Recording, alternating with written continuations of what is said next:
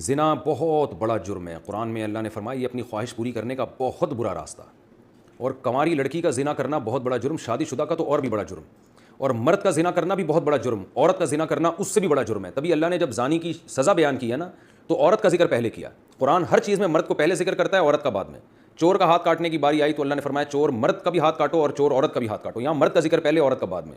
لیکن زنا کی جہاں بات آئی اللہ نے فرمایا زانیۃ والزانی فاجلدوا کل واحد منہما 100 جلدہ. زنا کرنے والی عورت کو بھی 100 کوڑے مارو اور مرد کو بھی. تو یہاں عورت کا ذکر پہلے اس لیے کیا کہ عورت میں زنا کی رغبت کم ہوتی ہے اور اس میں حیا بھی ہوتی ہے, اس کے باوجود اس کا زنا کرنا یہ بہت بڑا جرم ہے. مرد کا بھی زنا کرنا بہت بڑا جرم ہے. سزا اللہ نے دونوں کی ایک رکھی ہے, لیکن حقیقت میں یہ فرق ہے ان میں, یعنی عملی طور پر دونوں کی جرم میں فرق ہے. اب سزا اللہ نے ایک کیوں رکھی ہے, اللہ کی حکمتیں اللہ بہتر جانتا ہے. تو شادی شدہ عورت اگر زنا کرے تو یہ اتنا بدبودار جرم ہے کہ قرآن کہتا ہے کہ اگر یہ ثابت ہو جائے گواہوں سے اور اقرار سے ایک مخصوص طریقے سے تو ان کو زمین میں گاڑ کے پتھروں سے ہلاک کر دو.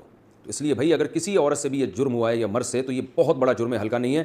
اب اسلامی حکومت نہیں ہے, لہذا اللہ نے پردہ ڈالا ہوا ہے اگر جرم کے اوپر, تو اب سزا تو جاری نہیں ہوگی رجم والی, اور وہ اپنے اوپر خود سے جا کے جاری کروانا بھی کوئی شریعت میں اچھا کام نہیں ہے.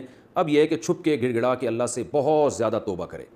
اللہ غفور الرحیم ہے, بڑے بڑے گناہوں کو معاف کر دیتا ہے. اور آئندہ کے لیے ولا تقربوا الزنا, قرآن کہتا ہے ایسے کام بھی مت کرو کہ زنا کی طرف تمہاری رغبت ہو. تو اس خاتون کو چاہیے کہ خوب گڑ گڑائے اللہ سے اور کچھ صدقہ خیرات بھی کرے, اور دوبارہ من تاب وآمن وعمل عملا